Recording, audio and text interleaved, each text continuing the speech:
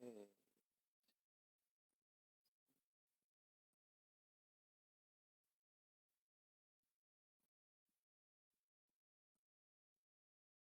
Iya, selamat malam.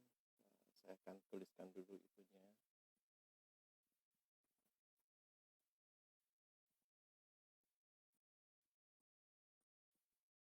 Baik.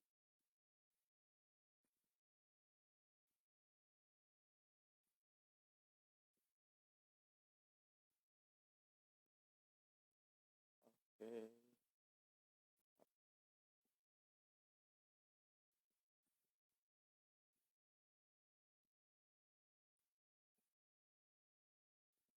Ya, selamat malam Bapak Ibu Saudara semuanya. Shalom. Senang sekali kita kembali pada malam hari ini dalam Abba Talks, suatu event setiap Rabu malam jam 8 sampai jam 9, di mana dalam Abba Talks ini kita berkesempatan untuk bisa berdiskusi, sharing, bertanya secara interaktif dengan narasumber, yaitu para penatua dan pemimpin mengenai topik-topik yang dibahas atau disampaikan dalam ibadah raya ataupun topik-topik lainnya yang sekiranya menarik untuk kita bahas dan diskusikan. Jadi Bapak Ibu Saudara, senang sekali saya menyapa Bapak Ibu Saudara semua yang sudah bergabung. Selamat malam, dan kita akan tentunya menunggu teman-teman lain yang akan bergabung, dan sebentar nanti kita akan bergabung juga dengan Kak Budi Setiawan ya, bersama-sama kita malam hari ini untuk membahas satu tema yang menarik, yaitu manusia lama dan manusia baru. Nah, teman-teman bisa nanti ketikkan pertanyaan ataupun hal-hal yang masih belum paham mengenai topik yang kita bahas dalam kolom chat. Nanti kita akan bacakan dan Kak Budi akan membahas dan menjelaskan buat Bapak Ibu Saudara sekalian. Kalau di antara Bapak Ibu Saudara sekalian tergerak atau ingin untuk bersaksi ataupun bertanya secara live, secara langsung, boleh ketik juga di dalam chat namanya siapa, karena biasanya nama akun dan nama Bapak Ibu Saudara bisa berbeda, tuliskan, dan kemudian nanti request to join video, nanti kita akan set untuk kemudian kita bisa tampil bersama dalam video, dan Bapak Ibu Saudara bisa langsung tampil bersama dengan Kak Budi dalam IG Live Abba Talks kita malam hari ini. Baik, Bapak Ibu Saudara, sekali lagi kalau ada pertanyaan boleh diketikkan mulai sekarang sehingga nanti bisa dibacakan, atau nanti ketika mendengar penjelasan dari Kak Budi, Bapak Ibu Saudara bisa tuliskan. Oke, sebentar kita akan undang Kak Budi untuk bisa bersama-sama dengan kita.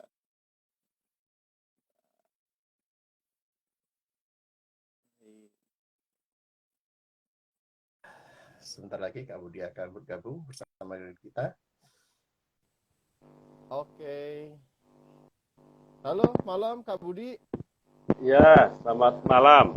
Suara saya terdengar jelas? Nah, Kak Budi jelas. Suara saya apakah masih kecil, Kak? Atau sudah cukup oke, Kak? Dengar, Kak? Oke, sudah baik.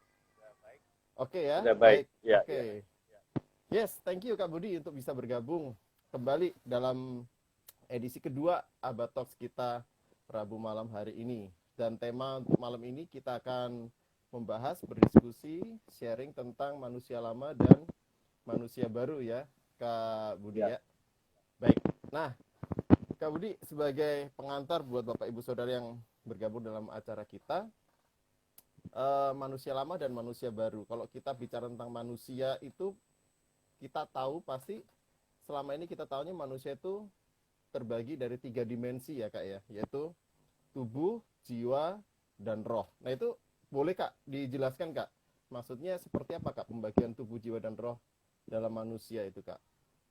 Ya, jadi kita harus paham tentang siapakah kita sebagai manusia ya.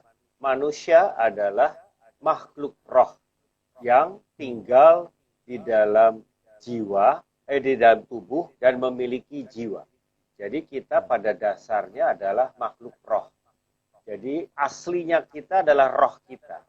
Tetapi kita punya packaging yang di luar ini namanya tubuh, dan roh dengan tubuh menjadikan satu kombinasi, yaitu kita punya jiwa.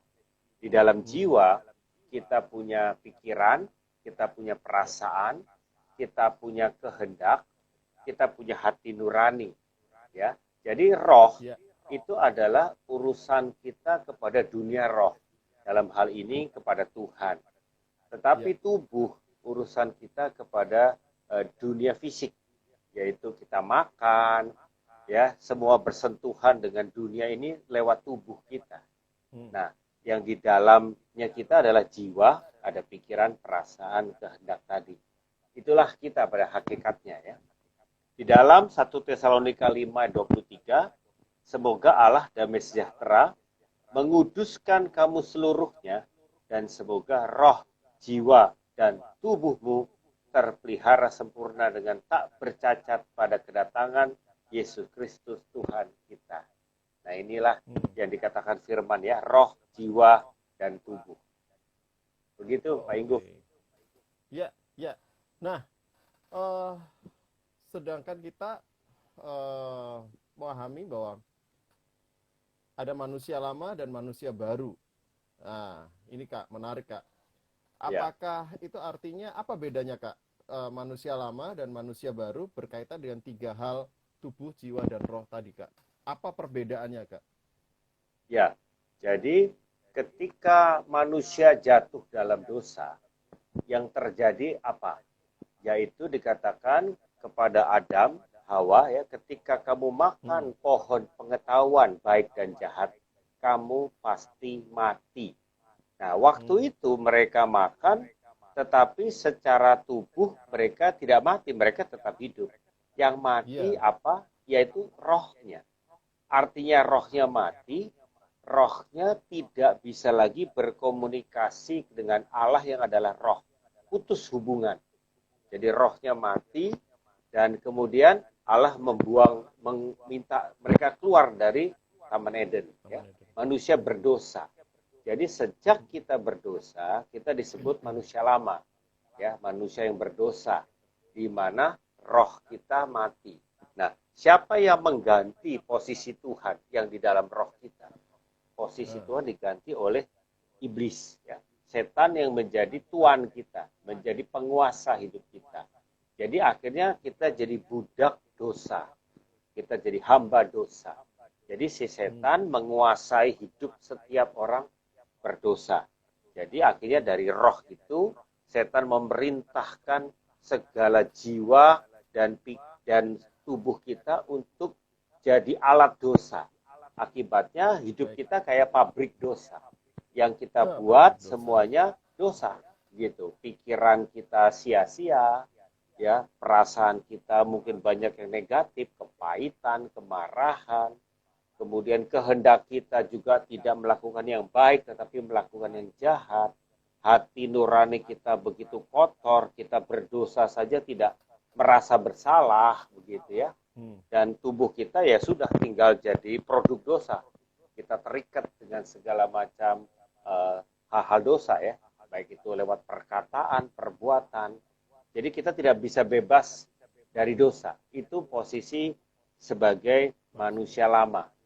Nah, waktu kita terima Yesus, nah, itu disebut kita jadi manusia baru. Apa yang terjadi waktu kita menerima Yesus Kristus, Tuhan dan Juru Selamat kita? Manusia lama kita yang tadi itu ikut disalibkan bersama Yesus. Jadi manusia lama yang berdosa ditanggung bersama Yesus, tersalib bersama Yesus. Jadi sudah mati manusia lama kita. Dan waktu kita dibaptis, kita mengalami manusia lama yang mati itu dikuburkan. Makanya penting sekali orang yang percaya Tuhan langsung segera mengalami kuasa baptisan, penguburan manusia lamanya, ya. Dan akhirnya kita bangkit bersama Yesus yang bangkit dengan manusia yang baru. Nah, apa itu manusia baru? Manusia baru, roh yang mati tadi dijadikan baru. Karena apa? Kita menerima Yesus. Yesus adalah Allah sendiri, Tuhan sendiri. Hidup Allah kita terima di dalam roh kita, dan roh yang mati menjadi bangkit, bahkan diciptakan baru. Jadi lahir baru makanya disebutnya. Di 2 Korintus 5:17 dikatakan kita adalah ciptaan baru. Yang lama sudah berlalu, yang baru sudah datang. Jadi kita sekarang ciptaan baru, lahir baru, manusia baru. Rohnya sudah ada hidup Allah. Bahkan disebutkan Roh Kudus diutus untuk tinggal di dalam roh kita. Jadi itu perbedaan yang sangat mendasar, yaitu manusia baru, rohnya sudah baru. Sedangkan manusia lama, rohnya mati, ya, dengan iblis yang jadi penguasa. Sedangkan manusia baru, rohnya hidup dan Tuhan yang jadi penguasa sekarang. Roh Kudus yang tinggal untuk memimpin hidup kita. Itu Pak Igo. Oh, oke. Nah, menarik waktu Kak Budi bilang tadi waktu kita manusia lama kita adalah pabrik dosa, Kak. Pabrik dosa berarti kita produksi 24 jam nonstop, Pak, produksi dosa terus ya, otomatis ya. Nah, berarti kalau jadi kita tidak baru, mampu melepaskan diri dari dosa, karena kita jadi budak si dosa. Si dosa itu arti iblis. Iblis adalah si dosa, kita jadi budaknya dia, diperalat untuk memproduksi dosa. Berarti pabrik dosa itu waktu manusia lama CEO-nya iblis ya Pak ya? CEO-nya iblis. Nah, kemudian ketika manusia baru pergantian manajemen, ownernya berganti dari iblis sudah ditinggalkan, ownernya yang baru, CEO-nya sekarang Tuhan Yesus, dan kita jadi anak Tuhan, hamba Tuhan untuk kita melakukan perbuatan-perbuatan baik sesuai dengan kehendak Tuhan. Oke, menarik juga di ya. Dalam bagian Alkitab yang lain dikatakan, waktu kamu dulu berdosa, kamu ibarat menikah dengan tuan, namanya tuan Taurat, ya. Tuan Taurat itu sebetulnya peraturan Tuhan untuk menyatakan dosa.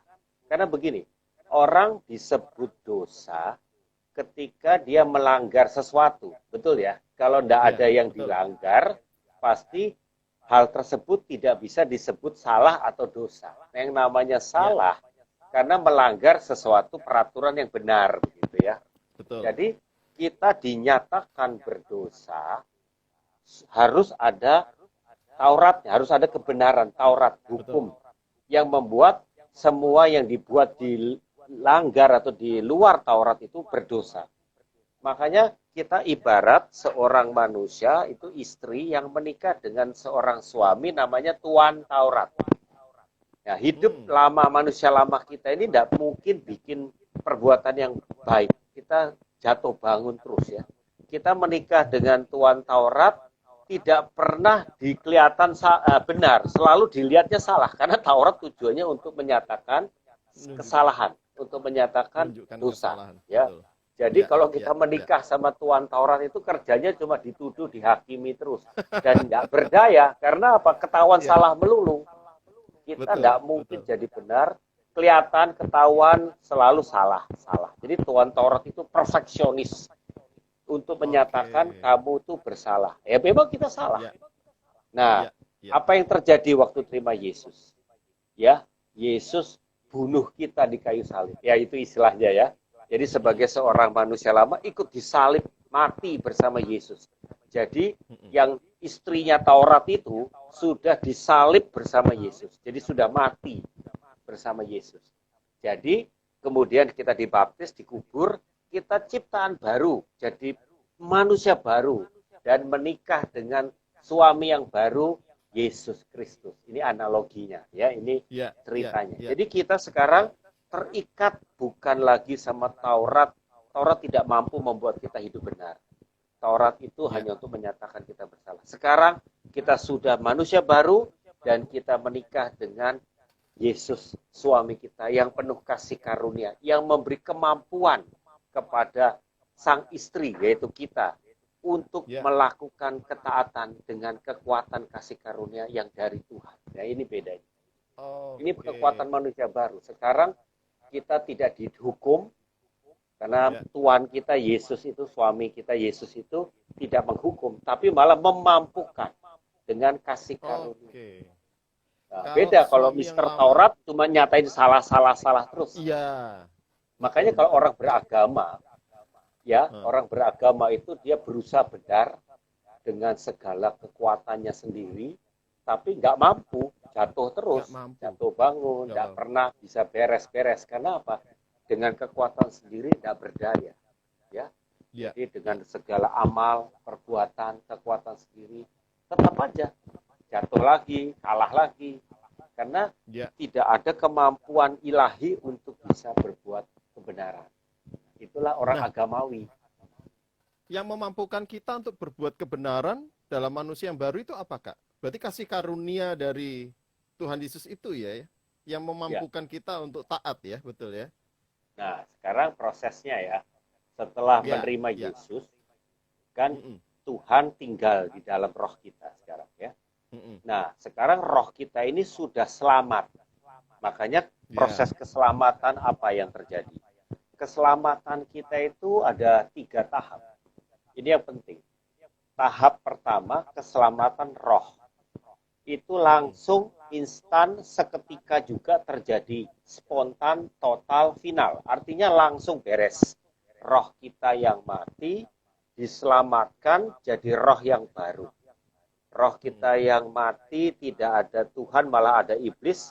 Sekarang sudah mati dan sekarang sudah jadi baru di mana ada hidup Allah, ada Roh Kudus. Mm. Jadi roh sudah final, ya. Yap, Itu yang yap. namanya pembenaran. Kita dibenarkan oleh iman, dikuduskan oleh iman. Dalam roh sudah selesai, sudah beres. Tetapi Ya, kita ada ya. jiwa dan tubuh tadi ya. Nah, jiwa ini adalah masalah kita seumur hidup.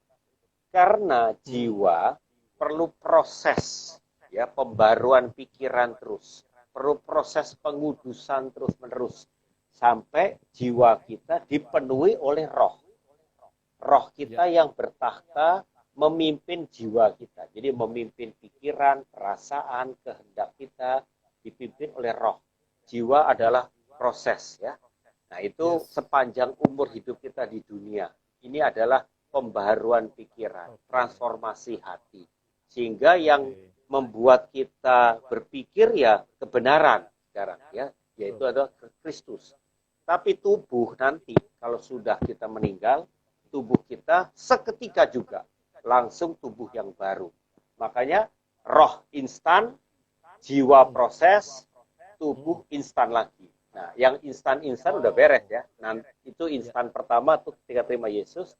Instan yang terakhir itu ketika Kedua, kita dibangkitkan nanti. ketika Yesus datang kedua kali. Nah, selama di Baik. dunia proses yaitu pembaruan jiwa, pengudusan jiwa, pemulihan jiwa. Inilah perjalanan kita sebagai orang percaya. Berarti itulah kenapa pentingnya disiplin rohani ya Kak ya. Disiplin rohani, baca firman, doa, kita koram deo seperti yang kita bahas kemarin. Itu dalam Betul. tataran proses pemurnian jiwa tadi ya, untuk mengarahkan hati pikiran kita tadi ya Kak ya. Ya, jadi jiwa ini bisa seperti katup, seperti keran. Kita Hmm, buka katup kita mengarah ke roh, yaitu roh yang bekerja, mengalirkan kuasa, kasih karunia ke jiwa, atau malah kita switch mengarah ke tubuh dan dunia, malah yang dipikirkan cara orang dunia berpikir, hal-hal duniawi, ya semua godaan ya, dunia. Nah, jiwa ini ya, bisa seperti switch ya, kita mau ya. arahkan untuk takluk tunduk kepada roh kita, di mana roh kita ada Roh Kudus, dan atau kita mau switch malah ke hal yang dunia, sehingga yang dipikirkan malah hal yang salah, yang sia-sia, yang dunia. Makanya Oke.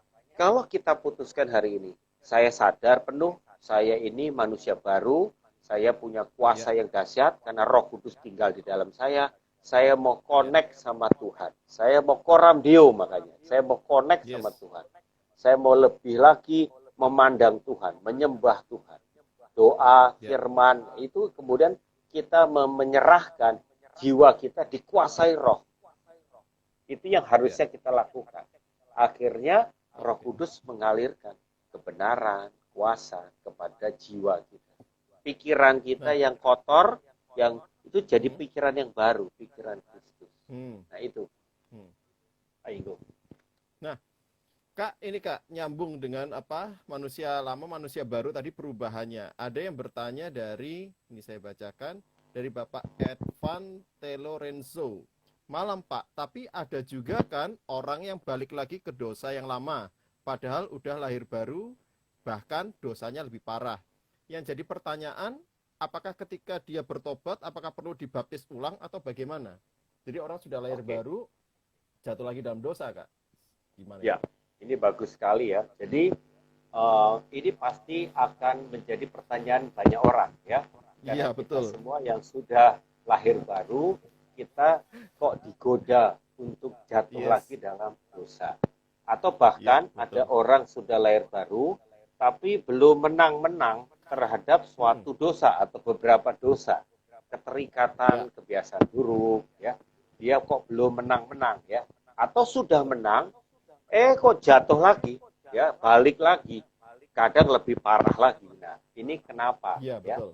Jadi bedanya begini, sekarang ini kita kan manusia baru, di mana roh Ya, kita sudah baru. Nah, dulu kita manusia lama, jelas tidak berdaya, karena roh kita mati, ya, iblis yang jadi penguasa. Tapi yang sekarang, kita ini manusia baru, yang menguasai kita ini harusnya Roh Kudus. Tuhan yang jadi penguasa hidup kita.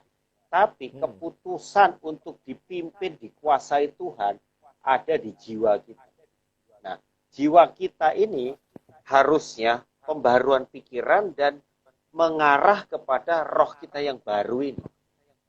Jadi Hmm. kita memutuskan, saya sudah manusia baru, saya punya kuasa yang dahsyat untuk mengalahkan dosa, maka saya meminta untuk menolak segala godaan-godaan dosa. Jadi kita punya kuasa, kalau udah jadi manusia baru, untuk Ya, menolak. Jadi kalau ada yang namanya godaan, situasinya berbeda waktu kita belum bertobat. Jadi kalau belum bertobat, betul. itu bukan godaan, memang dari dalamnya kita sudah tidak berdaya, sudah rusak Ya, total. Jadi tidak ada ya. kemampuan untuk berbuat benar. Tetapi setelah jadi manusia baru, si dosa, si setan itu sudah di luar hidup kita. Tapi sekarang si setan mau menggoda dari luar, mau Ya, menipu dari luar. Jadi dia ya, membujuk, ya, merayu supaya balik lagi kayak manusia lama. Padahal sudah manusia baru. ya, Seandainya ya, ya. kita langsung deklarasikan, saya manusia baru. Saya sudah menang, saya sudah ciptaan baru. Manusia lama saya sudah mati, dikubur. Tidak bisa Hmm. lagi mempengaruhi saya. Saya tolak Hmm. tipu daya iblis dalam nama Yesus. Tipu daya dosa saya tolak. Itu tidak berlaku dalam diri saya manusia baru. Kita bisa Yep. menang. Yes, Tetapi yes, kalau amin. kita tidak sadar tipuan itu, terus diikutin tipuan itu, kayak Dipercaya. dibujuk, digoda, terus kalah gitu ya, tidak sadar, Ya, karena tipu daya harus dilawan dengan kebenaran. Tapi kalau kita yes. jarang baca firman, kita jarang Iya, betul. berdoa, jadi kita kalah di pikiran, kalah dalam Ya, pemahaman kita. Akibatnya apa? Kita kena tipu dengan mudah, dan akhirnya ya. jatuh balik lagi sama ke manusia lama. Yes, Begitu. yes. Jadi tidak perlu dibaptis ulang, karena kita sekali Ya, dibaptis itu berlaku sampai seterusnya, tetapi ya, kita ya. deklarasikan kembali. Nah, seringkali bagaimana, bukan baptis bolak-balik, tapi perjamuan kudus. Nah, ini penting. Ah, Perjamuan kudus betul. itu sama maknanya dengan baptisan. Apa artinya? Ah, Kita betul. mengenang kembali kematian Yesus di kayu salib. Apa yang Yes. terjadi waktu Yesus mati di kayu salib? Kita ikut mati. Manusia lama kita ikut mati di kayu salib. Nah, ini yang penting. Itu yang terjadi waktu baptisan. Jadi, Ya, kita ya. tidak perlu diulang-ulang baptisannya, tapi kita perlu Iya. mengulang kembali penghayatan tentang Pertobatan. saya Ya, sudah mati dan dikubur itu. Lewat perjamuan kudus bisa, atau ya, lewat kita ya. deklarasikan pengakuan iman ya tentang Yes. siapa kita manusia baru. Bisa. Berarti kesadaran akan identitas rohani itu penting sekali ya Kak ya, supaya kita Wah, jangan mau ditipu ya oleh si jahat ya. betul. Sangat-sangat penting. Jadi kita ini, saya kasih ilustrasi ya. Satu Hmm. hari ada seorang peternak, dia peternak kambing. Tetapi di tengah-tengah dia lagi kasih makan rumput sama kambing-kambingnya, dia dengar suara macan. Yuk macan, tapi bukan macan dewasa, anak macan, bayi macan. Lalu dia Oh, oke. cari-cari ke titik di mana suara itu berasal, dan akhirnya menemukan bayi macan, ditinggal induknya. Nah, si Ya. peternak ini ambil bayi macannya, dibawa ke kandang kambing bersama kambing-kambingnya, dirawat ikut sama-sama. Akhirnya anak macan ini bertumbuh bersama keluarga kambing. Tinggal dengan keluarga kambing, minum dari induknya si kambing ya. Mami kambing ini jadi menyusui anak macan. Lalu ya udah persis kayak kambing jadinya. Dia bertumbuh, cara makannya cara kambing, cara ngomongnya cara kambing, cara jalannya cara kambing. Dia merasa betul-betul dia kambing ya. Lalu suatu hari ada macan ibunya ini nyari anaknya, marah. Kemana anak saya? Mengaum dengan keras. Seluruh kambingnya lari ketakutan, termasuk anak macan ini. Lari ketakutan ikut sama keluarganya. Dan akhirnya suatu hari ketika mereka sedang di padang rumput, ada sungai yang jernih. Dan mereka mau minum air. Nah, ketika kambing lihat ke sungai, lihatlah wajahnya. Seperti cermin ke sungai. Wajahnya si kambing. Nah, si macan ketika lihat wajahnya di sungai itu kaget dia. Kok persis sama si macan dewasa yang kemarin marah-marah mengaum. Kok beda sama kakak saya sebelah itu lagi minum juga. Kambing, beda wajah. Baru dia sadar, ternyata dia bukan kambing. Ternyata dia sebenarnya macan. Nah, jadi akhirnya si anak macan itu dan dapat pencerahan, dia lari meninggalkan peternakan kambing itu dan mencari ibunya yang asli, dan dia kembali menjadi identitasnya yang sejati, yaitu macan, bukan kambing. Jadi si macan kena tipu daya bahwa dia tidak merasa macan, dia merasa dirinya kambing. Itu tipu daya betul yang dia alami. Nah, ini terjadi dalam kita sebagai manusia baru. Kita ini sudah manusia baru, tapi kita tidak menyadarinya, malah kita ketipu, didakwa, dihukum, dituduh, balik lagi, kayak kita ini manusia lama yang memang terdakwa terus dan tidak berdaya. Dihakimi terus dan tidak mampu menang-menang.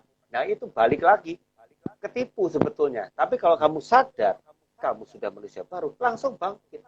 Tidak perlu lagi kamu jatuh bangun lagi. Itulah yang terjadi, Pak Ibu. Nah, ini Kak, ada beberapa pertanyaan Kak, menarik ini. Sebentar saya baca. Dari Saudara Darius Ginting. Ketika kita jatuh ke dalam dosa dan di depan kita dihadapkan pada pelayanan, apa yang harus kita lakukan? Atau mungkin maksudnya ketika kita berdosa sedangkan kita ada dalam pelayanan. Sebaiknya bagaimana Kak? Ini yang paling penting dalam hidup kita sebagai orang percaya. Nomor satu, untuk kita selalu menyadari kita ini manusia baru yang berkemenangan. Cara paling tepat adalah kita hidup dalam komunitas. Bukan komunitas yang besar karena tidak bisa dalam dan terbuka total. Tapi dalam komunitas persahabatan yang di gereja kita disebut komunitas sepakat. Tujuannya apa? Supaya kita saling mengingatkan, saling menasehati, saling bahkan menegur kalau kita sampai lalai dan lupa akan identitas kita atau godaan yang sedang menyerang kita kalah. Ada akuntabilitas yang membuat kita selalu berjaga-jaga, saling menjaga. Nah, jadi keperluan setiap orang percaya bukan pelayanan dulu, tapi dia ada dalam keluarga rohani. Dia ada di dalam suatu komunitas yang seperti keluarga. Sehingga dia merasa aman dan terbuka, apa saja yang sering menggoda, apa saja yang menjadi cobaan yang dia sering kali ditipu, dia terbuka dan dia minta didoakan, dinasihati. Ini nomor satu. Ya, baru Ya. setelah itu dia bersama komunitasnya bisa melayani Tuhan. Ini penting ya. Yes, yes, Tapi yes. seandainya misalnya kita jatuh ya, seperti tadi Pak Darius ya, kita sedang Ya, jatuh, lalu kita juga sedang ada di pelayanan, ya, apa yang terjadi? Kita kalau punya komunitas tadi, kita mengakui di hadapan teman kita, sahabat kita, keluarga rohani kita. Supaya apa? Kita mau beresin hati kita dan kita mau hmm, didoakan, dikuatkan kembali. Jangan tertuduh. Tuhan tidak pernah menuduh menghakimi. Langsung ya, bangkit segera. Langsung kamu balik lagi ke identitas sejatimu. Kamu tidak terdakwa, kamu tidak terhukum, kamu ini ya. manusia baru yang berkemenangan. Kamu cuma ketipu aja. Makanya sekarang Yes, kamu yes. bangkit jadi orang menang lagi. Begitu aja langsung. Nah, Tidak perlu berarti memang berlama-lama, berlarut-larut dalam apa ya baper begitu ya, mengasihani ya, ya, diri, langsung ya, hanyut ya. dengan rasa bersalah, ya itu kena tipunya begitu. Hanyut Nah, rasa bersalah, hilang dulu, pindah ya, jauh dari Tuhan, jauh dari gereja, malah terhilang ya. selamanya bisa itu. Iya, bablas. Ya. Nah, Kak, berarti memang Bablas, bisa bablas. komunitas itu kan sebuah supporting system ya, Kak ya? Iya, Supporting system di mana kita bersama teman kompak atau lebih agak gedean dalam komsel, kita di backup, kita di support, kita dikuatkan, malah bukannya malah kita di apa? Dilemahkan. Makanya memang komunitas itu penting sebagai supporting system ya. Nah, Kak, saya jadi pengen tanya, Kak. Kalau tadi kan dari sisi orang yang jatuh. Nah, ya. tapi kalau dari sisi kita sebagai teman komunitasnya, Kak, kalau melihat teman kita yang jatuh, apa yang mesti kita lakukan, Kak? Sikap respon Pertama, apa nih seperti ya, yang perlu itu kita lakukan? bagus pertanyaannya. Kita tidak boleh menghakimi, karena Tuhan saja tidak menghakimi. Tapi kita justru ingin membuat dia sadar, bertobat, dan balik kembali lagi jadi pemenang. Secepat mungkin. Dengan penuh kasih justru. Iya, Kita iya, mau menolong dia sadar kembali, ayo bertobat segera, balik cepat. Dan ayo iya, kembali lagi dalam komunitas supaya tidak mudah ditipu, mudah dikalahkan. yes, Kalau sendirian iya, kan nanti nggak ada yang jaga, bisa kalah ya betul, kalau dia tidak cukup kuat ya. Lalu kita bangun kembali manusia roh ya, supaya dia baca firman, banyak koram yes, deo, itu membangun kesadaran rohnya. Itu penting. Itu. yes, Jadi yes. tidak Berarti boleh memang penerimaan, menghakimi penerimaan ya. penerimaan itu penting sekali ya. Nah, Sebagai ini itu yang penting saya membuat baca komunitas semakin dari solid ya, Kak ya. ini pertanyaan dari Ibu Sri Restuti, yaitu Ibu Ingrid, ini bagus ya. Saya baca tadi, Mm-mm. Kak Budi, kalau orang sudah jadi manusia baru lalu berdosa, tiba-tiba mati sebelum bertobat, dia Iya, kemana? Nah ini penting ya, iya, bahkan kita semua jangan sampai tidak paham. Jadi, ketika kita menerima Tuhan, Tuhan tinggal dalam roh kita. Tuhan ini memandang kita karena Tuhan adalah roh. Dia memandang kita juga dalam roh kita yang sudah sempurna. Jadi amin. Tuhan tidak pernah punya problem dengan posisi kita yang orang benar. Ya, ingat baik-baik. Selama roh kita tetap dipenuhi roh Tuhan, ya, tetap ada roh Tuhan, tidak menolak Tuhan. Roh kita yang Mm. sempurna tetap sempurna, ya. Jiwa kita yang tadi jadi problem ya. Tetapi roh kita ini sempurna. Jadi kalau suatu hari kita meninggal, ya, roh kita sempurna ini diselamatkan. Cuma iblis punya tujuan ingin Ya, mencobai menggoda kita, lama-lama menyeret kita balik lagi kayak manusia lama, lalu ditipu begitu lagi, begitu dalam, satu titik iblis sampai pengen targetnya, kamu kecewa sama Tuhan. Kamu akhirnya ah, ujung-ujungnya meninggalkan meninggalkan. Tuhan. Nah, Nah, oke, kamu klimaksnya ujung-ujungnya di situ. bisa menolak Tuhan. Jadi ingin dibawa sampai ke murtad. Nah, kalau Yes, sudah sampai ke murtad, memang dia tidak lagi mau percaya Tuhan. Nah, ini ceritanya ya, sudah lain. beda Kalau ya. sudah sampai dia Iya. resmi menolak Tuhan Yesus, dia disebut murtad. ya. Ya. Tapi kalau dia tidak sampai murtad, hanya ketipu dalam jiwanya, tubuhnya, jatuh lagi, jatuh bangun, selama rohnya masih percaya, dia memang masih aman dalam keselamatan, ya.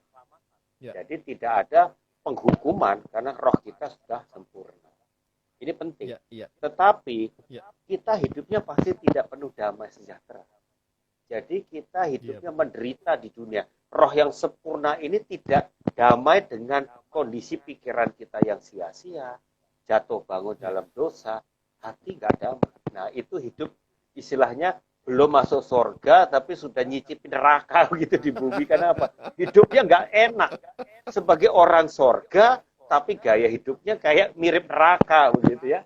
Nah, ini hidup yang paling tidak enak. Harusnya dia mau kembali lagi kepada hakikatnya manusia baru. Sehingga dia tidak perlu kalah di dunia ini. Jadi sekali lagi, kita harus segera sadarkan. Kamu ini harusnya bisa menang kok. Kamu ini manusia baru. Ngapain kamu ketipu terus kalah? Kamu harusnya langsung tolak itu tipuan. Dan kamu ikut bersama komunitas saling menjaga. Bisa menang. Yes. Karena kita identitasnya sudah identitas di dalam Tuhan, ya. Identitas itu memberi kita kekuatan untuk kita proklaim kekuatan di dalam Tuhan. Nah, oke. Bapak, Ibu, Saudara, teman-teman yang lain, kalau semisal ada yang mau ditanyakan, silakan. Atau kalau misal mau bergabung bersama, langsung bertanya dengan Kak Budi, live, boleh request. Saya mau undang join. nih Pak Inguf, Pak Rinto, coba bisa diundang, ada di sini. Dia sudah bergabung. Pak Rinto sudah dari Oke. awal ya. Iya. Bisa di-invite. Saya sudah invite Kak Budi. Semoga Pak Rinto respon dan bisa bergabung dengan kita. Halo, selamat malam. Iya, selamat malam Pak. Oh, senang bisa ketemu Pak Rinto. Ya. Ya. Oke. Pak Rinto gimana? Ada yang mau disampaikan berkaitan dengan tema topik kita malam hari ini bersama dengan Kak Budi? Oh iya, saya mau meneguhkan aja sih apa yang Kak Budi sharing. Kebetulan saya dimentor oleh Kak Budi. Nah, jadi kalau praktisnya yang saya coba praktekkan, ya kalau dulu saya berusaha mengalahkan perbuatan dosa saya. Nah, jadi perbuatannya yang saya coba lawan. Jadi jangan berdosa nih. Tapi nggak menang-menang. Nah, langsung aja nih Pak, saya kan sebagai pria kita punya masalah dengan yang namanya, kalau saya ngomong agak vulgar nggak apa-apa ya Pak ya? Ya, dosa pria lah. Ya, dosa pria. Nah, saya punya masalah dengan dosa pria. Jadi onani lah gitu ya. Nah, saya itu punya siklus Pak. Jatuh itu setiap sebentar Pak, saya tutup pintu dulu. Saya punya siklus itu jatuh 6 bulan sekali Pak. 6 bulan sekali saya jatuh di dalam dosa. Nah, lalu saya coba sharing dengan beberapa teman hamba Tuhan, teman-teman pelayan, ternyata punya masalah yang sama Pak, yang sama dengan saya. Nah, saya juga udah ikut beberapa camp, tapi belum menang-menang. Nah, saya udah ngerti nih, masalahnya selalu 6 bulan sekali. Kalau saya udah punya masalah, saya jatuh. Nah, sampai ketika saya ngerti tentang pengajaran bahwa saya adalah ciptaan yang baru, yang lama udah mati, saya sekarang ciptaan yang baru. Nah, itu yang membuat saya dimerdekakan, Pak. Jadi, saya ilustrasikan gini, Pak. Saya ini, ilustrasinya misalnya saya adalah ikan. Nah, ikan itu ada di air. Harusnya ikan itu kan sukanya sama air. Nah, kalau ikan itu sampai sukanya sama darat, nyaman di darat, berarti ini bukan ikan nih. Ini buaya darat namanya, Pak. Ya, jadi ini jangan-jangan bukan ikan, tapi buaya darat nih. Nah, harusnya dia menikmatinya air, sukanya sama air. Nah, di situ itu merubah mindset saya. Betul yang tadi Kak Budi bilang bahwa Yang perlu dirubah itu bukan perbuatan kita. Karena kalau kita bicara pertobatan kan adalah perubahan pola pikir. Nah, seperti Daud. Daud itu kan dia waktu lihat Bathsheba, pertama kali lihat nggak masalah ya Pak ya. Sekali lihat karena kan tidak sengaja. Dia naik di soto rumah, dia kelihatan Bathsheba lagi mandi. Nah, waktu dia lihat itu sebenarnya nggak ada masalah, Pak. Nah, yang masalah itu ketika dia mengimajinasikan. Nah, imajinasi itulah alam pikiran kita. Nah, jadi saya mulai sadar nih, kalau saya mau merubah hidup saya merubah imajinasi saya. Nah, dengan saya mengimajinasikan firman. Makanya saya, Pak, selama pandemi ini saya udah menang, Pak. Jadi udah masuk 1 tahun ini, saya nggak lagi onani, saya benar-benar menang. Dan kemenangan itu bukan saya berusaha untuk menang atas dosa saya, perbuatan saya, tapi saya justru kebalikannya, saya menyadari siapa saya.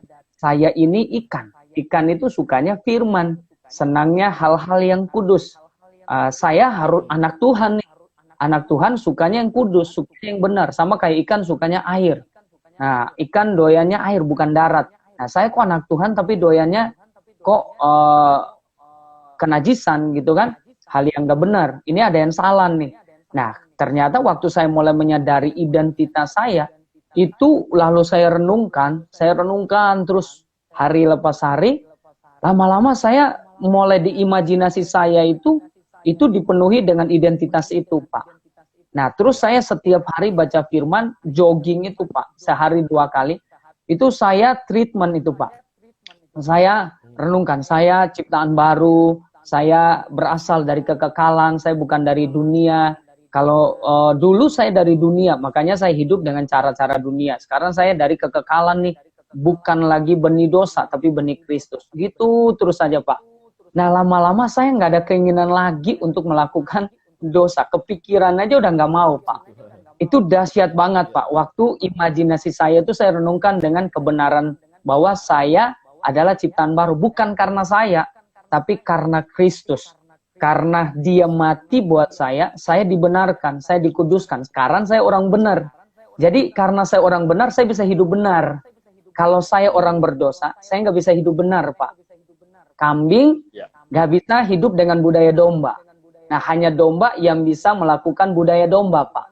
Nah, kalau saya orang yang belum dibenarkan, kenapa saya nggak bisa hidup benar? Karena saya belum orang benar. Nah, sekarang saya orang benar. Karena saya orang benar, saya mudah melakukan kebenaran. Karena saya orang benar, Pak. Nah, itu saya renungkan. Nah, ini terakhir, Pak. Jadi setelah 6 bulan lebih saya tidak lagi melakukan itu, dan kepikiran aja nggak mau juga enggak. Bahkan kalau saya jogging, ada ibu-ibu wanita yang pakaiannya agak seksi. Kalau dulu saya jalan, tapi matanya perhatikan gitu ya, sambil direnungkan. Nah, tapi sekarang saya nggak mau, Pak. Saya nggak mau, saya sampai nangis gitu. Kok bisa ya Tuhan ya? Saya baru ketemu rahasia. Jadi memang ternyata, Pak, tadi pagi saya renungkan tentang carilah dahulu kerajaan Allah, maka semuanya akan ditambahkan, termasuk hidup yang berkemenangan. Itu ditambahkan kepada kita. Nah, saya renungkan kerajaan Allah itu apa ya? Nah, lalu ada hal yang sama dari semua kerajaan, yaitu tita raja adalah hukum. Jadi kalau kita cari kerajaan Allah, kita cari hukum-hukum Allah. Nah, ternyata di dalam rohani, kemenangan rohani itu ada hukumnya. Nah, salah satu hukumnya adalah tadi saya merenungkan firman itu. Nah, waktu saya merenungkan firman, itu firman memenuhi pikiran saya, imajinasi saya, itu merubah perasaan saya, merubah perbuatan saya. Nah, saya sampai nggak mau. Nah, itu saya sampai kaget juga, kok bisa gitu ya Tuhan ya. Nah, saya baru ketemu hukumnya, kunci-kuncinya, pola-polanya, cara-caranya. Ternyata cukup dengan memasukkan imajinasi yang benar di alam pikiran saya. Bahwa saya berharga, saya orang benar. Saya itu orang benar loh. Saya bukan orang nggak benar. Saya sudah dibenarkan. Saya nggak mungkin hidup lagi dengan ketidakbenaran. Itu terus, saya ini ikan itu sukanya air. Saya ini orang benar, anak Tuhan, sukanya kekudusan, sukanya merenungkan firman, bukan merenungkan yang lain gitu. Nah, sampai terakhir 2 bulan yang lalu saya buka YouTube, Pak. Buka YouTube, kebetulan saya bergerak di dunia marketplace, pelatihan. Saya juga mau kasih pelatihan buat tim saya, Pak. Nah, waktu saya lagi cari motivasi, video-video motivasi, tiba-tiba muncul satu film agak semi gitu deh. Bukan, kan di YouTube nggak ada film porno ya, hanya ada semi gitu, Korea. Nah, begitu lihat, kalau dulu Pak, saya itu tutup. Karena mungkin ada istri saya di samping, anak saya di samping, tapi agak nyesal gitu loh. Aduh, nutup nih. Tapi nanti saya pasti buka lagi. Nah, kalau kemarin itu nggak ada siapa-siapa, saya sendiri Pak, pas saya buka, saya nggak ada keinginan, saya langsung tutup lagi. Nah, terus saya sendiri nangis gitu, kok bisa ya Tuhan ya. Situ saya menyadari not about me lagi, bukan tentang saya, tapi tentang Dia yang menguasai saya, Dia yang memenuhi alam pikiran saya. Nah, waktu Dia memenuhi imajinasi saya, sebenarnya Dia menguasai saya. Nah, yang namanya takluk kepada pimpinan roh adalah saya menaklukkan imajinasi saya. Jadi itu yang bisa saya saksikan, dan saya juga belajar sama Kak Budi, terus ngikutin, dimuridin. Makanya waktu Kak Budi ngajar ini, saya makin diteguhkan gitu, bahwa manusia baru itu luar biasa. Manusia lama saya udah mati, saya sekarang manusia baru. Makanya saya hidup dengan cara baru, karena saya bukan lagi cara lama. Saya udah pindah ke Singapura nih Pak, bukan lagi Indonesia. Nah, saya hidup dengan budaya Singapura. Kalau saya hidup dengan budaya Indonesia, ditangkap Pak di Singapura. Udah nggak bisa. Nah, itu yang saya boleh sharing nih Pak, tentang apa yang Kak Budi sharing, meneguhkan ya, kesaksian saya untuk meneguhkan apa yang Kak Budi sampaikan. Itu Pak. Terima kasih Kak Budi. Wow. Luar biasa ya, luar biasa. Memang ya Kak Budi ya, perubahan pikiran itu akan membawa atau menghasilkan perubahan perilaku ya Kak Budi ya. Itulah pentingnya, makanya perubahan pikiran itu sangat fundamental ya, sangat penting sekali ya Kak Budi ya. Ya, jadi ada 3 level untuk latihan. Ini yang saya mau ajarkan pada malam ini. Yang pertama itu yang disebut pembaruan pikiran atau koramdeo yang reaktif. Reaktif itu artinya kita kalah atau hampir jatuh atau sedang dicobai, langsung bereaksi untuk memilih yang benar. Jadi kita dalam posisi terancam jatuh atau bahkan sudah jatuh, tapi langsung sadar dan langsung bertobat kembali kepada Tuhan segera. Itu bereaksi yang benar, latihan reaksi yang benar, reaktif namanya. Setelah udah reaktifnya benar, kita mau membangun yang aktif sekarang. Jadi koramdeo reaktif nih, koramdeo aktif. Artinya mendisiplin diri senantiasa baca firman tiap hari, senantiasa berdoa tiap hari. Kalau bisa tadi bersama kompak yang disebut koramdeo tadi, ibadah bersama. Tiap hari, lama-lama isi firman, pikirannya isinya firman. Bahkan tidak perlu sampai banyak ayat, tapi sedikit ayat dia renungkan dalam, dia hayati betul, dia pahami betul, dan dia alami betul. Nah, ini membuat kuasa firman itu benar-benar memerdekakan dia. Bahkan di dalam kompaknya saling sharing, saya hari ini dapat ini, kamu dapat apa, saling meneguhkan, saling membahas firman, itu semakin dalam. Nah, itu namanya koramdeo aktif. Nah, kalau sudah aktif, terus-terusan aktif, lama-lama sudah jadi namanya koramdeo otomatis. Itu sudah jadi. Jadi seperti Bang Rinto tadi, dia tidak tergoda lagi karena sudah otomatis. Jadi waktu digoda, tidak mempan karena dia sudah menang. Jadi dia sudah bisa punya kekuatan dari dalam, cepat sudah sadar, tidak gampang jatuh. Jadi otomatis responnya benar. Itu kemenangan yang sudah menetap. Nah, setiap kita harus membangun. Dari pertama jatuh bangun jadi bereaktif dulu, kemudian latihan disiplin sampai aktif, terus sampai akhirnya jadi. Nah, itu sudah enak. Kalau udah jadi, kita pertahankan terus. Dan kita akan menolong orang lain lagi untuk melewati proses itu. Dan juga menang seperti kita. Nah, itu. Yes. Nah, ini menarik sekali ya. Berarti koramdeo reaktif, koramdeo aktif, dan kemudian Coramdeo otomatis. Yang itu Otomatis. akhirnya bisa dikatakan sebagai gaya hidup ya. Gaya Gaya hidup. hidup Coramdeo ya Kak ya. Ya, ya betul. Luar biasa. Nah, thank you untuk sharingnya Bang Rinto. Luar biasa ya. Sama-sama, Pak. Imajinasi, kekuatan pikiran itu kita digerakkan oleh pikiran. Tergantung pikiran apa yang kita renungkan siang dan malam ya Kak Budi ya. Iya, Mau renungkan iya, firman atau merenungkan hal yang nggak benar itu kan. Nah, Dihidupi. kalau masih belum otomatis itu kita masih perjuangan istilahnya ya. Masih pengen mungkin banyak waktu buat me time. Nah, ini dia. Me time-nya mungkin senang main game, senang nonton drama Korea, senang lihat medsos berjam-jam. Nah, kalau pikirannya isinya sia-sia, makanya susah jadi otomatis. Karena apa? Belum terbentuk gaya hidupnya. Pola pikirnya masih kompromi.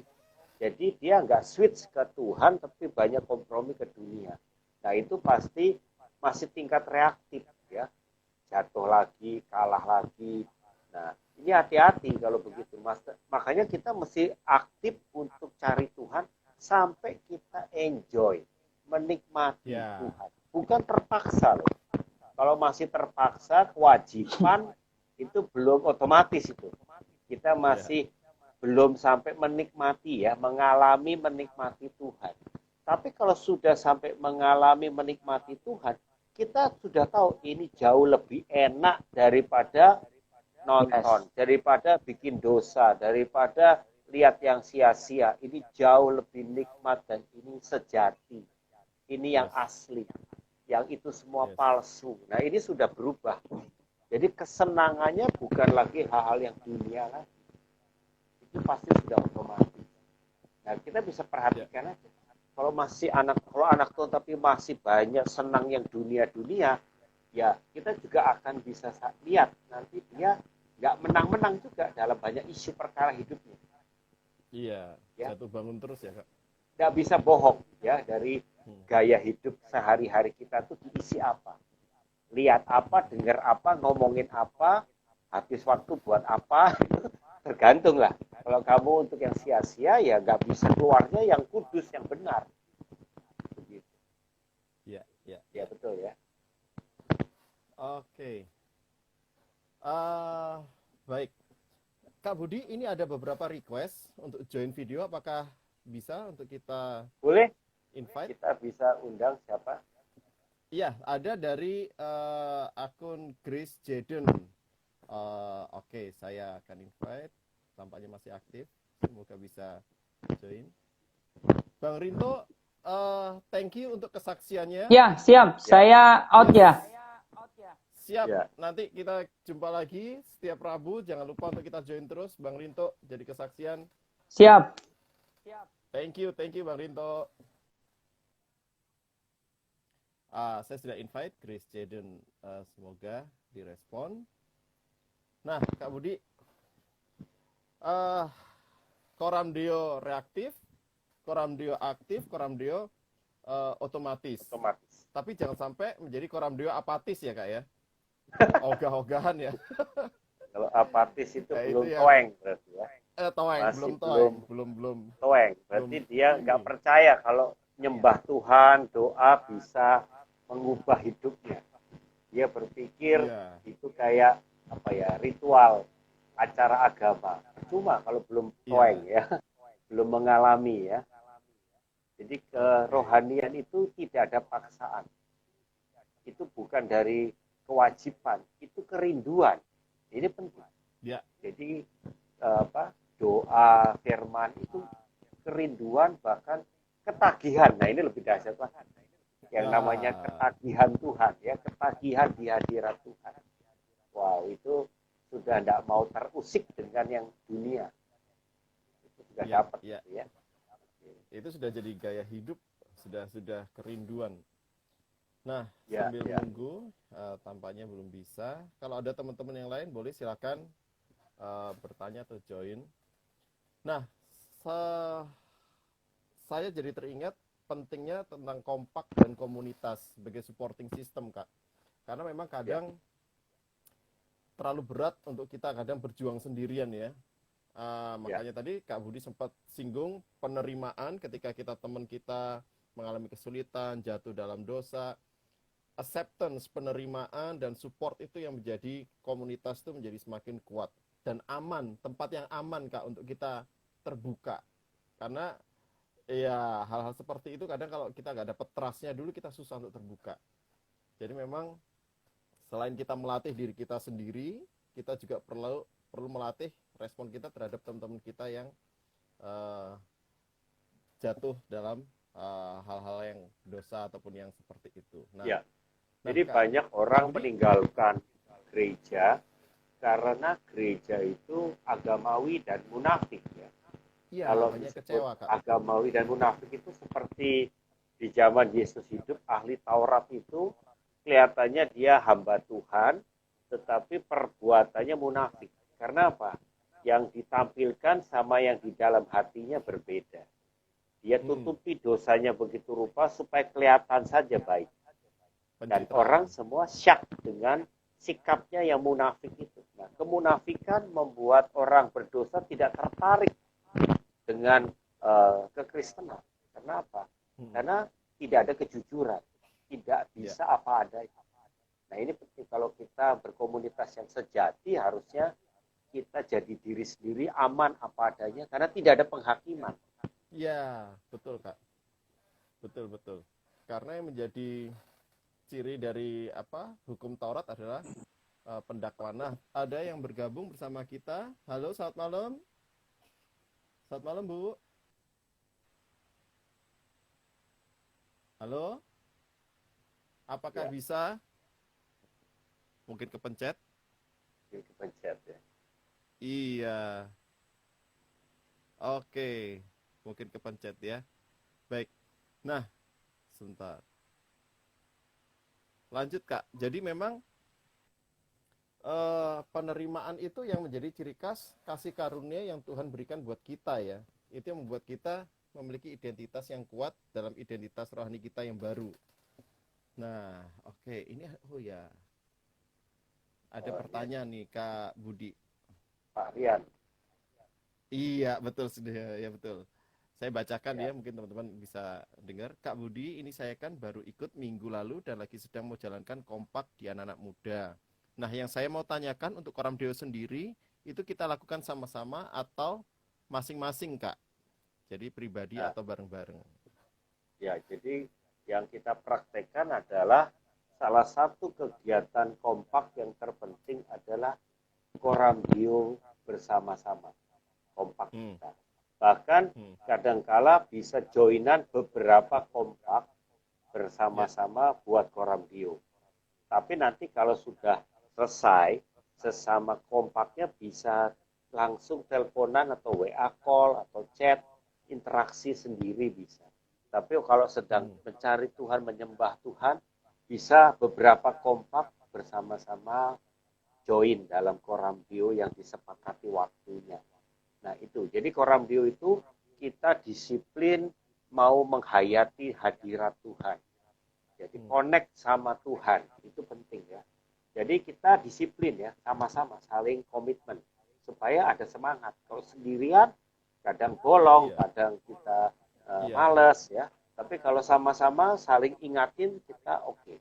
Tapi kalau jarang juga, misalnya baru seminggu sekali, itu masih lambat membangun gaya hidup. Karena kalau seminggu sekali ketemunya seminggu lagi. Terlalu jauh sehingga gak jadi gaya hidup. Karena kebiasaan otomatisnya itu kan penting ya. Nah, kalau kita makan juga kan sudah gaya hidup, makan tuh kebutuhan, tiap hari makan, begitu ya. Nah, begitu juga Koram Deo. Sepakati kalau bisa lebih sering lebih baik.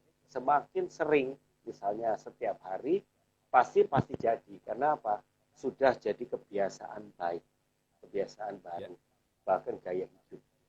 Dan akhirnya lebih peka, lebih sama Tuhan tuh lebih mengalami Tuhan, dan biasa dapat pesan-pesan Tuhan. Wah, pokoknya lebih on fire spirit. Ya, itu aja. Lebih baik intensitasnya lebih sering daripada jarang tapi lama ya Kak ya? Ya, Lebih baik daripada ketemu singkat-singkat tapi langsung lebih 3 sering jam, gitu ya. ya, atau 4 jam, mendingan lebih sering. Ada yang mulai 30 menit, tapi Hmm. tiap hari jauh lebih baik sih dibanding Ya, sekali ya, ketemu seminggu sekali 3 jam. Kalau bagi ya, saya ya. mendingan pilih 30 menit tapi tiap hari. Itu Hmm, karena hmm, jadi hmm. gaya hidup otomatis. Kuncinya ke situ. Iya, otomatis. Mm-mm. Ya, Gitu. ya. Jadi sepakati Memang saja sesuai waktu yang bisa dicocokkan dengan kesibukannya. Tapi ya, karena online kan secara fisik nggak usah ketemu, mudah sih. betul, Jadi betul, betul, kadang-kala juga betul. sambil di perjalanan, tapi kan bisa video off, kita tetap komunikasi pakai headset. Jadi sekali lagi, sebetulnya tetap bisa, ya, Ya, tetap ya, bisa sesuai komitmen dijalankan. Gitu. ya, ya, ya. Jadi memang pandemi ini membuat kita masuk dalam sebuah gaya hidup yang baru ya, Kak ya, online, Ya, video call, kita harus lebih terbiasa dan lebih membiasakan diri bahkan untuk hal-hal yang membangun rohani sekalipun ya. Kalau nggak menurut bisa saya ketemu sih secara fisik. pandemi ini menolong kita jadi sangat-sangat menekankan esensi. Iya, Kalau betul, Kak. dulu secara fisik kita ketemu itu entah itu ongkos di transportasi di jalan, Iya, entah betul. waktu di perjalanan yang butuh waktu pulang pergi dari rumah. Jadi banyak waktu dan biaya tambahan. Iya, Tapi kalau betul. sekarang ya memang kebutuhan pokoknya sekarang internet ya memang kuota data itu penting. Iya, betul, Tetapi kuota. waktu dan jarak tidak ada kendala. Kita bisa Betul. lebih mudah ketemu. Itu Ya. keuntungan besar kita terbiasa online. Yes. Itu tidak Yes. pernah kita pikirkan di waktu-waktu sebelum pandemi, bukan? Betul. Iya, Kebiasaan Kak. ini nggak Betul. ada dulu ya. Tapi sejak pandemi kita belajar sesuatu yang di luar kebiasaan ini dari kebiasaan baru. Iya, betul, Oke. betul, betul. Iya, Ya, makanya ini sudah dekat waktu, Pak Igu. yes. Pak, oke. Kak Budi, bos ke closing statement, Kak, buat kita semua yang menyaksikan tentang tema kita manusia lama dan manusia baru, apa kesimpulan yang bisa kita ingat? Ya, jadi sekali lagi, kita harus menyadari identitas sejati kita. Bahwa kita Hmm, manusia baru, kita ya, orang benar, orang kudus, anak Allah yang dahsyat. Kita sudah yes, punya Roh Kudus, kita sudah punya hidup kekal, dan roh kita sempurna. Nah, roh kita mau memimpin jiwa dan tubuh kita. Roh kita mau memimpin seluruh hidup kita. Tinggal segala ya, pikiran, perasaan, kehendak kita arahkan kepada roh dan firman. Jadi barang siapa menyembah Tuhan, menyembah dalam roh dan kebenaran. Kita menyembah dalam roh, kita berdoa, korambio. yes, Kita ya, menyembah dalam kebenaran, kita baca firman. Jadi baca firman dan menyembah, berdoa senantiasa. Bersama komunitas, saling menguatkan, menajamkan. Itu membuat hidupmu dipenuhi roh dan firman. Sehingga apa? Engkau betul-betul menang sebagai manusia baru. Kalau ada godaan, tipu daya, itu semua tipu daya dari luar yang membujuk engkau balik jadi manusia lama. Kau punya kuasa menolak segera. Kalaupun kau jatuh, langsung bangkit segera. Akui yes, bersama kompakmu dan langsung bangkit tanpa rasa tertuduh lagi karena Tuhan tidak pernah menuduh dan menghakimi engkau sebagai anak. Itulah kebenaran yang kita pelajari hari ini, Pak Ibu. ya, ya. Kak Budi, malam ini saya tergerak atau merasa butuh Kak Budi doakan kita semua, Kak. Boleh ditutup dalam doa, Kak, sebelum nanti kita Ya, pamitan, Kak. silakan ya. Mari kita berdoa. Bapak Surgawi, kami berdoa bagi 50 akun Instagram yang join pada Abad Yes, Talk pada malam ini.